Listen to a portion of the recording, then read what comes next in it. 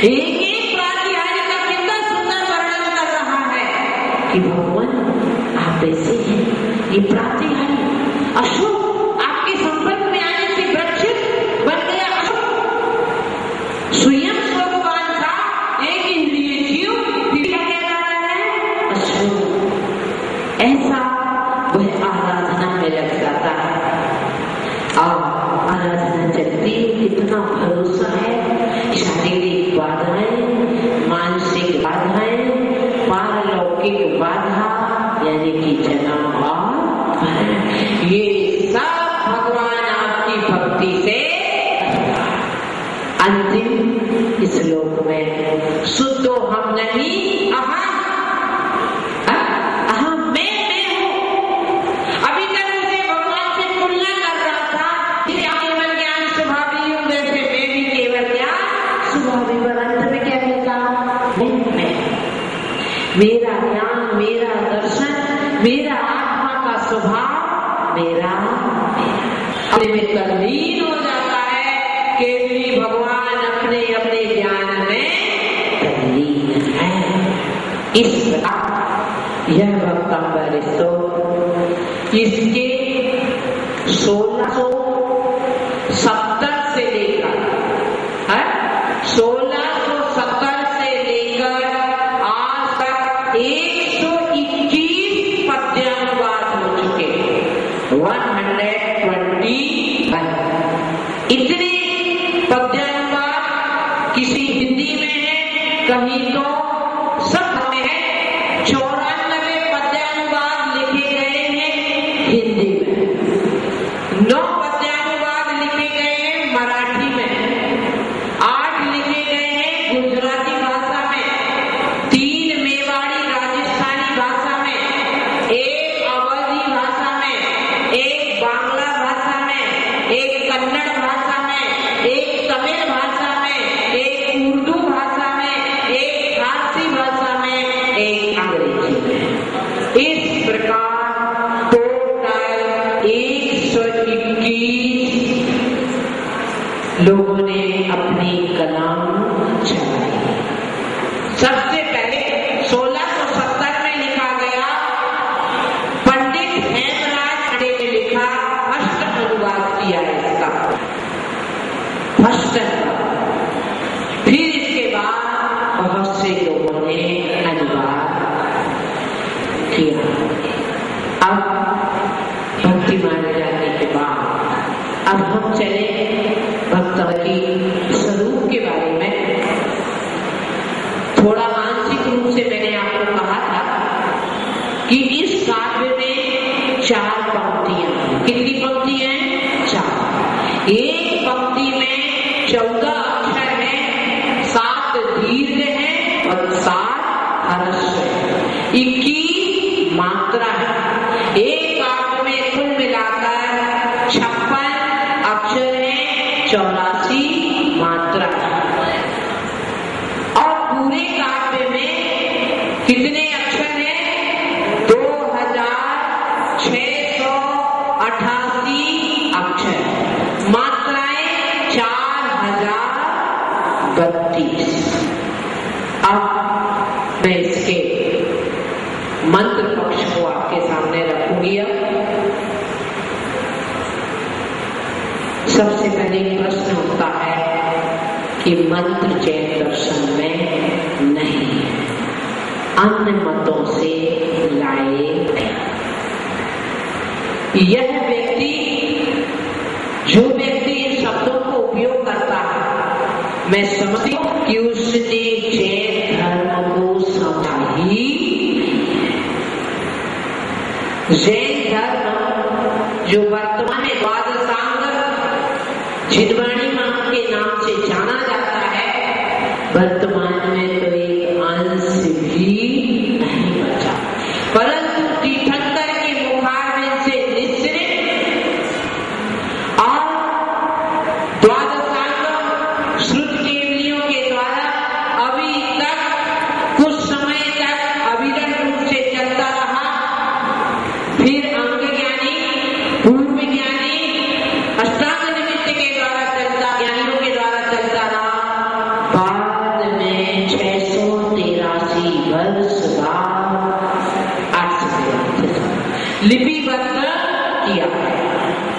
लिपिबद्ध किया है और लिपिबद्ध पूर्वाचार्यों से हमारे पास आया। द्वादशांग हमारे पास नहीं है, परंतु द्वादशांग का परिचय जरूर हमारे पास है कि द्वादशांग किसे कहते हैं। तो द्वादशांग में 12वें अंग के 14 पूर्व है, उसमें से विद्यानुवाद पूर्व एक पूर्व है, उसमें 500 महाविद्याओं का वर्णन है और 700 क्षुद्र विद्याओं का अध्ययन है। वर्णन अष्टांग निमित्त का वर्णन। फिर एक और पूर्व है प्राणवाया पूर्व, इसमें गारुणी विद्या मंत्र तंत्र का वर्णन है। फिर जो 5 चूलिकाएं हैं, पूरी 5 चूलिकाओं में मंत्रों का ही वर्णन है। यानी आप ये नहीं कह सकते हैं कि मंत्र जैन धर्म की धरोहर नहीं है। जैन मंत्र विख्यात है, जो जैन मंत्र के बारे में बोलता है वो मिथ्या शक्ति है, वैसा बोलना छिंदवाड़ी का अवर्णवाद है। अब प्रश्न आता है कि माता जी फिर इस प्रकार की धारणा क्यों है लोगों में कि मंत्र मिथ्या है। जब किसी वस्तु का दुरुपयोग होता है तो वह अनास्था का कारण बन जाता है, अनास्था का कारण बन जाता है। मंत्र को मरण कंडिका जो भगवती आराधना की टीका है, जिसे अमित गति आचार्य ने लिखा है, उसमें लिखा है शांति पौष्टिक मंत्र उपयोग करना चाहिए, परंतु मारण उच्चाटन के मंत्र उपयोग नहीं करना चाहिए।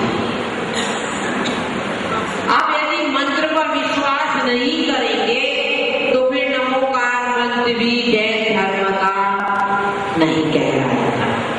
और ये भी आप कहते हैं कि नमोकार मंत्र के कितने विशेषण हैं, उसमें से एक विशेषण है जिसे महामंत्र कहते हैं। क्यों कहते हैं? बहुत बड़ा है इसलिए 84 लाख की 1000 की 84 पक्का। तो 84 लाख मंत्र का जन्म हुआ है नमोकार मंत्र से। अब नमोकार मंत्र को मानते हो, नमोकार मंत्र से निश्रित मंत्र को नहीं मानते, ये उल्टी गंगा बह नहीं सकती। पर मंत्र का दुरुपयोग ना करें। मंत्र परिणामों, मंत्र साधना में एक तीसरा पक्ष है जिसे आप जानने के लिए बहुत इच्छुक हैं। मंत्र साधना है। मंत्र साधना कौन कर सकता है, पहले पर इस विषय पर चिंतन करें।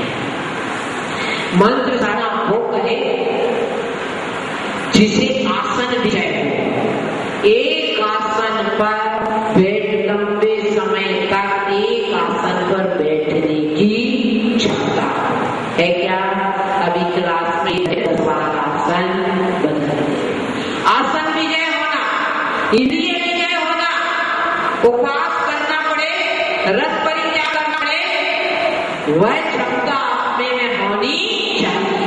तीसरा निद्रा विजय। अब रात्रि में मंत्र जपना और आपको नींद आ गई तो निद्रा विजय भी होनी चाहिए। निद्रा विजय आवश्यक है। परिणाम में विशुद्धि, परिणाम शांत होना चाहिए और स्वहित का परहित का भाव हो, पर का अनर्थ करने का भाव नहीं होना चाहिए। ब्रह्मचर्य की साधना, अगर ये आपकी पैक नहीं है, आप इसके काबिल नहीं है, तो फिर आप क्या कहते हैं? अंगूर खाने नहीं मिले तो खट्टे। अपने में आसन विजय है नहीं, एक आसन से बैठा नहीं जाता, ब्रह्मचर्य का पालन होता नहीं, की असुचिता में भी क्या करते हैं ये आपको ही मालूम है। बात शुद्धि, अंतरंग शुद्धि, वस्त्र शुद्धि, वचन शुद्धि, शुद्धोच्चारण मंत्र का आता नहीं। ओम हरि करते, कोई ओम ही करते, शुद्धोच्चारण नहीं आ रहा है तो मंत्र का प्रभाव नहीं। तब आप क्या कह दोगे, अरे कोई मंत्र नहीं है, मैंने तो 3 दिन जाप किए, शुद्धोच्चारण बनता नहीं, तो कहां प्रभाव देंगे। आपको श्रुत पंचमी का कथानक मालूम है, मंत्र में एक ज्यादा कम होने से मंत्र का कितना विकृत, तो इतनी सब में पहले अपनी बैठ बनाए। मैं एक मंदिर की 2 माला फेरती नहीं कि 17 बार घर याद आता है। दाने कितने मालूम है, और आप बाहर कितनी बार करो, 216 बार। माला फेरते फेरते 216 बार उसी में हाँ हो जाता नहीं। किसी ने चटाई खींच ली तो गुस्सा आ गई।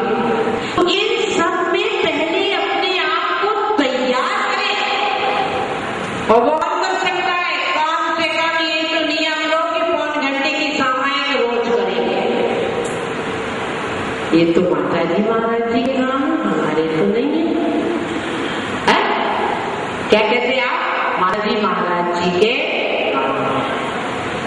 इस प्रकार जो अपने आप को उस योग्य बनाता है तो आज भी वह मंत्र से प्रभावित होता है। और योग्यता नहीं है, बर्तन में दूध डालोगे क्या होगा, दूध का नाश होगा। इसी प्रकार अयोग्य व्यक्ति मंत्र लेके करने बैठेगा तो मंत्र का ही अपवाद करेगा, अपना अपवाद करने वाला नहीं है। इसीलिए पहले एक अभ्यास बनाए कि मंदिर में अगर पूजन भी करने बैठे तो कम से कम एक आसन से बैठे। अभ्यास यदि करना है। इसकी मंत्रिक शक्ति की महिमा बताते हैं विदेशी दार्शनिक ने कहा है, विंटर निश्चय ने, कि धार्मिक ग्रंथ होने के साथ साथ एक मंत्रिक ऊर्जा से परिपूर्ण ग्रंथ। अनेक विदेशियों ने इस सप्तांबर को बहुत अच्छी तरीके से पठन पाठन किया है। आप तो कुलाचार पढ़ना पड़ता है, पढ़ लेते हैं। हम कर्नाटक में बिहार कर रहे थे, एक व्यक्ति ने स्कूल का मास्टर, कर्नाटक में लिंगायत लोग ज्यादा होते ना, तो उन्होंने लिंगायत मास्टर उसने आत्मा के बारे में, मोक्ष के बारे में, धवला के बारे में इतने प्रश्न पूछे जो आपने भी आज तक नहीं पूछे। तो वो अन्य दर्शन का भी कितना अध्ययन कर रहा। हम इसे लोकाचार कुल परंपरा से स्वीकार न करें, परंतु ये मेरे हित के लिए, आत्मा का हित इसी से होगा, वह इसे करके आप इसे स्वीकार करें। धर्म को कुल परंपरा से मानना और बुद्धिपूर्वक स्वीकार करना बहुत। मैं अपने जीवन की घटना सुनाती आ रही। हमारा शरीर का जन्म कहाँ हुआ, जहाँ पंचामृत अभिषेक भी नहीं होता और स्त्रियों द्वारा अभिषेक। अब हम जब सन में आए तो हम सोचने लगे ये क्या है। अब जब अभिषेक होता तो यहाँ चले जाते, दूसरे काम में लगते, पर गुरु तो गुरु है।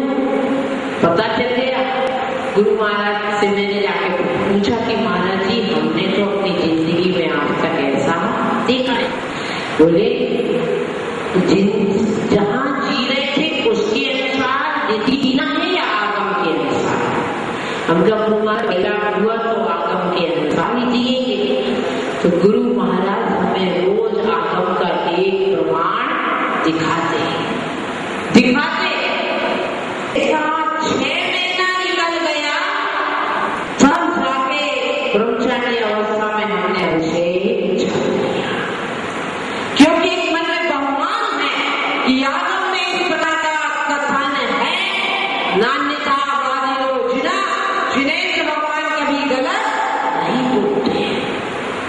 वह श्रद्धा असंख्यात बुरी कर्म निर्जरा का कारण बनती है।